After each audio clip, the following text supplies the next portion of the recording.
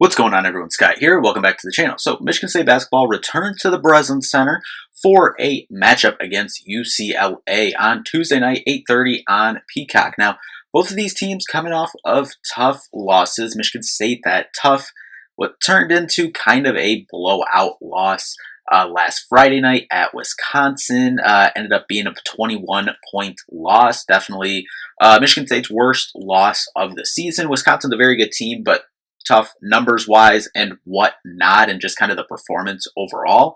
And then UCLA, a team that, besides a loss against Indiana, had been putting together a nice stretch of games, which really started with a win against number 4 ranked Purdue a couple games ago. They won that game 69-67. Then they had a 1-point loss against Indiana. But then on Saturday, against that school down the road, ended up having a 30-point loss. And really, that was a lot of the second half.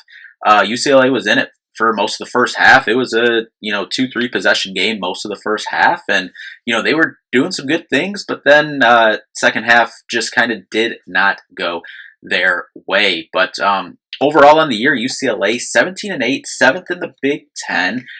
Kind of where we thought that they might be. I personally thought, going back to the beginning of the season, I thought that they would be, 4-7, anywhere in there, and they're right in that range right now.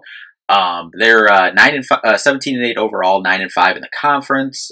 So just on the outside, similar boat kind of to Michigan State, but a little bit different. I said after last game against Wisconsin that Michigan State is definitely on the outside looking in terms of Big Ten regular season title chances, but Michigan State still a small chance. You need a couple losses and then, possibly set up a last day of the season playing for a piece of the championship.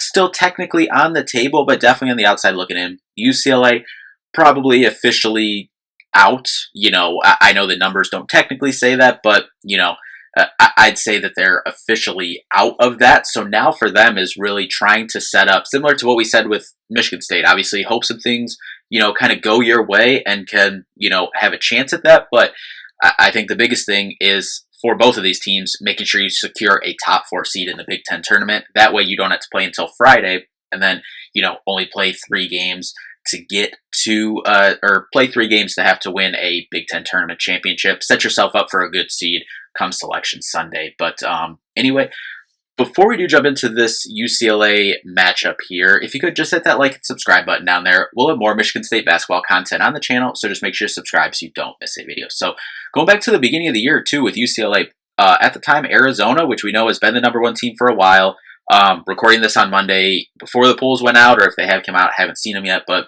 Arizona's going to drop off the top line, but they've been the number 1 seed for a good amount of this year. And they, at the time, beginning of the year, they played number 5 Arizona, only lost that game by 4. They did have a loss to Cal by 8, lost to Gonzaga by 10. Iowa, they lost by 13. Wisconsin by 8. Then the Ohio State loss in conference was a 12-point loss on the road. Nice win against Purdue, as we said. And then that 1-point loss to Indiana before that 30-point loss against that school down the road on Saturday. But you look at UCLA and their main guy, Tyler Bilodeau, a guy that I really like, a guy that can, step it out, hit a 3, solid percentage as well, and takes the most on the team with a solid percentage, which we'll get to here in a second. He plays 31 minutes a game, about 18 points, 6 rebounds, and he shoots at 45% from 3. And he shot over 100 threes on the year, so solid volume. It's not like he's out there shooting 40 threes and shooting that percentage. Like, there's a lot of attempts there for Bilodeau, and what he can do is really intriguing, and definitely going to be a matchup problem for Michigan State. I'm curious where they go if they do have Jax go on him. Bilodeau is 6'9", so him and Jax are probably fairly similar. I forget exactly what they have Jax at. I imagine about the same. Yeah, they have Jax at 6'9" too. I imagine that'll be the matchup, but I am curious, given that they do play quite a bit of guards, if they do have Coop on him to start, but then maybe switch on to Jax, and if this game is kind of more of a smaller lineup for Michigan State, and we see, some Cam Ward get some time on Bilodeau as well. I kind of doubt maybe Cohen Carr, keep him more on some of those wings, especially some of those long wings, but I am kind of curious the matchup there. I think Cohen Carr. We'll get to matchups here in a second, but Donovan Dent, a guy that you probably remember from the NCAA tournament last year, while he was playing with New Mexico, and he was a really fun player to watch there. Not when you're playing him, but he's an exciting player. 14 points a game this year, about 3 rebounds and 7 assists, and about 2 steals. The 3-point shot has not gone down. He doesn't shoot a lot. He's only shot 43 on the year, but he's only made 8. So that's something that Donovan Dent has struggled with so far this year. But what he can do, and when he gets going, the way he can play make for his teammates, the way he can get to the basket and score, very crafty, is very very exciting, and something that Michigan State's going to have to look at the point of attack. I'm curious if they go with Jordan Scott here or Jeremy Fears on Dent. Sky Clark, just coming back, I believe he's just came back last game, yes, his last game was his first game since January 3rd. He had been out for a little bit. He got 16 minutes in the last one, so he's just coming back here, and overall on the year, 13 points, about 3 rebounds, 2 assists, about a steal as well. Solid from 3, 49%, more than solid. Hasn't shot as many as Bilodeau, but can shoot it. Trent Perry, his ability to get to the line from some of the stuff that I've watched of UCLA is impressive, but 13 points a game, 3 rebounds, about 3 assists as well, and a steal. He'll shoot at 45% from 3 as well. So same amount of attempts as Sky Clark as well. Eric Daly Jr., he's 6'8" wing, and this is someone that, maybe look at like a Cohen Carr matchup in this one, but 11 points, it's 6 rebounds.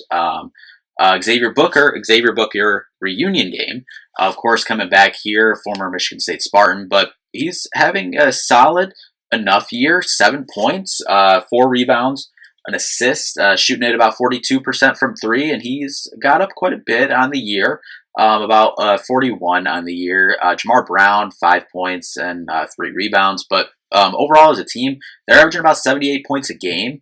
We'll get to some of their other numbers here in a second, but 33 rebounds, 15 assists, about 7 steals, 3 blocks. They only turn it over about 10 times a game. 47% from the field, 76% really solid from the free throw line, 38% from the 3-point line. And speaking of their 3-point shooting, they don't shoot a lot, but they are efficient. They're 300th in 3-point attempts, but they're 201st in 3-pointers made, but they're 18th in 3-point percentage with that 38%. So they don't shoot a lot, but when they do, they're fairly efficient. A lot of that is Bilodeau as well. Trent Perry, Sky Clark, when he's in there, they can shoot the ball. Xavier Booker, obviously, we know him from his time here at Michigan State. He can fill up the score sheet from beyond the 3-point line too, especially when he has the space and is able to set and get that shot up. Free throws, they're 174th in free throw attempts, about 21 a game, 45th in free throw percentage, about 76% per game, and they don't rebound. This is towards the bottom part of the country. 312th in rebounds per game with 33. They're 96th in assists per game with about 15, and 18th with only about 10 turnovers a game. So, kind of towards the top third in the country in terms of assists per game, and towards the tops of the country in not turning the ball over. So that's impressive for them. For Michigan State in this one, UCLA does not rank very high in terms of 2-point percentage defense. They're in the 250 range, 254, I believe, in 2-point defense.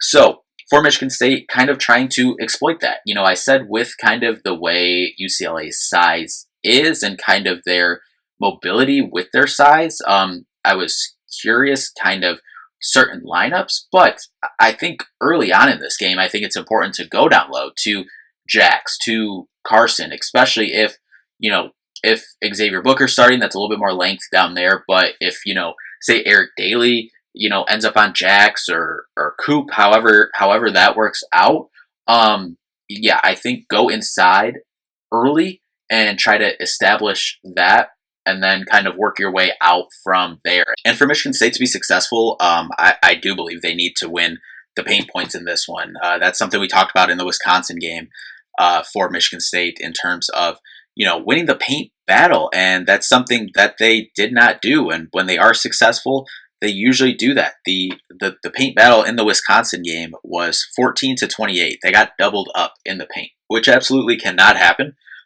especially to a team and a program that prides itself on getting to the basket.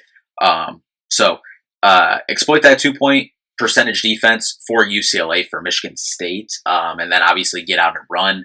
They don't play at a overly fast rate. They're 304th in adjusted tempo on the year. So I think if you want to get this into a track meet, in my opinion, like we know Dent. We've seen Dent and how he can play. Trent Perry is very impressive as well.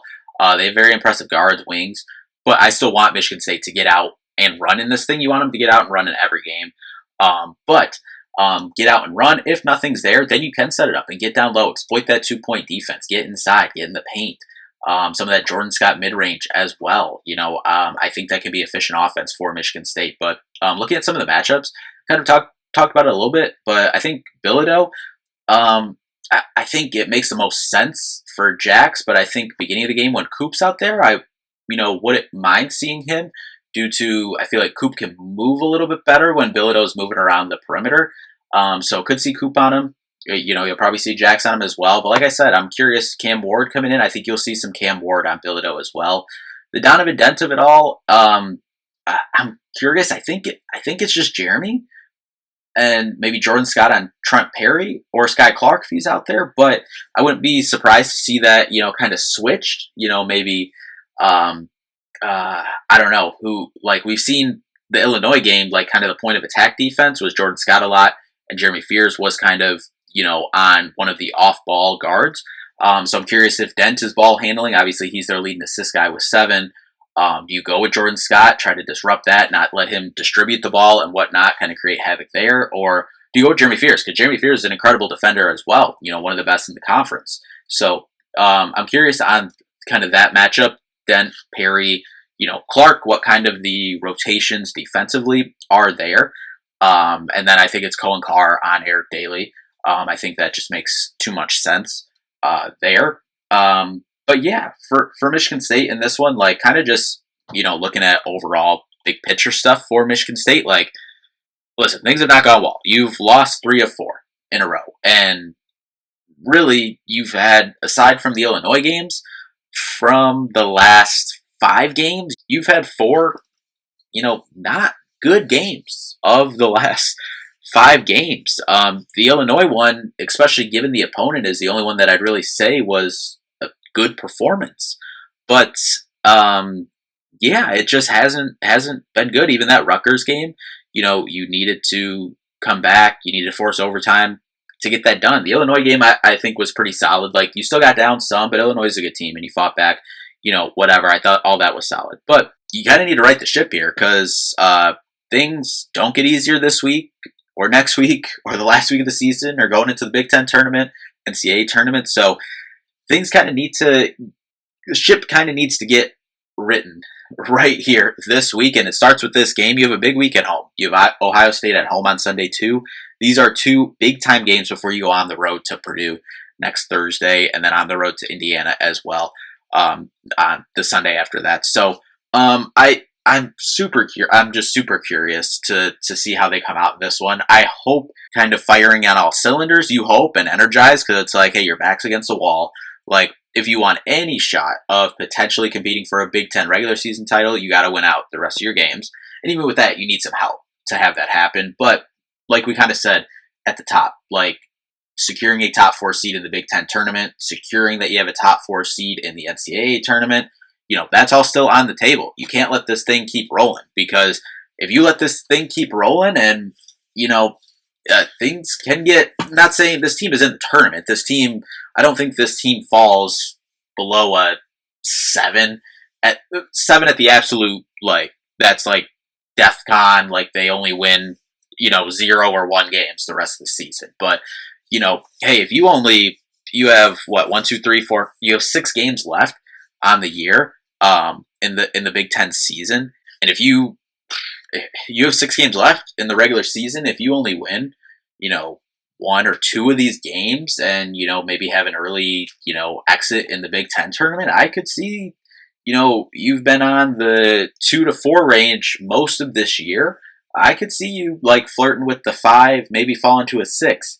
So, seeding will be played for a lot these next couple weeks. Obviously, first things first is if you can, you know, potentially be playing for a Big Ten regular season title, yes, you want to do that. But setting yourself up for the Big Ten tournament, NCAA tournament is absolutely paramount the next couple weeks. And that all starts with playing better, finding your way without Divine Ugochukwu out there, obviously out for the rest of the season, but really getting back to Michigan State basketball. The defense has not been, like the Illinois game, it was fine. He gave up 82 points, but overall, the defense just hasn't been to where it was for a majority of this year. Really, and it kind of started the Rutgers game. The Rutgers, that school down the road, Minnesota. Like I said, Illinois was solid. That's the top offensive team in the country. But then, for sure, against Wisconsin, like the defense just hasn't been up to par with Michigan State. That was, the #1 defense team in the country. That's, been a top 7 defensive team all year in the country. So, getting back to the defense, defend, rebound, run, and everything, and kind of finding your way with what does the backup point guard minutes, look like when, Jeremy can't play 35, 37 minutes a game every single game. Like you can, once you get to the tournament time, like, all right, like, that's a different story, but you have to get to the tournament time, and in these situations to be able to do that, you don't want to have to do that just to get there. So, hoping Michigan State comes out and can kind of right the ship here and get things back rolling, because it does not get easier the rest of the way. But anyway, we'll head over to Bart Torvik. Bart Torvik has UCLA, the number 39 team currently in the country. 44th adjusted efficiency offense, 45th adjusted efficiency defense. Now, Bart Torvik has Michigan State number 17 in the country, 47th adjusted efficiency offense, and number 13th adjusted efficiency defense. At time of recording, like I said, the polls haven't came out from when I'm recording right now, but still number 10 on the AP poll currently. I imagine that'll change a little bit. If I had to guess, 14 to 16, if I'm just guessing myself, after only one game last week and a pretty bad performance. But anyway, Bart Torvik has this as a 72-64 win, Michigan State win over UCLA. So hopefully that's the case, can kind of get back out and kind of get things rolling here with 2 home games this week before heading down. This week's tough too. It's tough in the Big Ten, but this tough last couple weeks. Get off on the right foot at home, 2 games at home this week. But anyway, that'll do it for this one. We'll be back with a recap, but thank you all so much for watching. We'll see you in the next one. Peace out.